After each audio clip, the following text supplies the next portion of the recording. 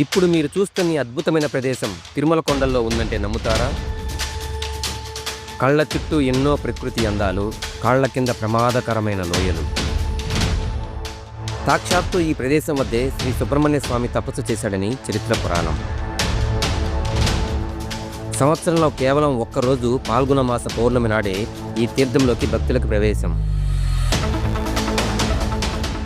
ఈ దట్టమైన అడవుల్లో వేలాదిగా భక్తులు గోవిందనామ స్మరణతో చేసే సాహసమైన ప్రయాణం.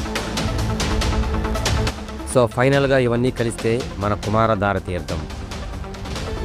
సో ఈ వీడియోలో కుమారధార తీర్థాన్ని ఎప్పుడు ఓపెన్ చేస్తారు, ఎవరికి మాత్రమే ప్రవేశం ఉంది, దీనికి ఏమైనా పర్మిషన్ తీసుకోవాలా, ఆ ఒక్క రోజులో ఏ సమయంలో ప్రవేశం కల్పిస్తారు, దారి ఎలా ఉంది, ఈ తీర్థం యొక్క చరిత్ర అందాలు ఈ వీడియోలో చూద్దాం.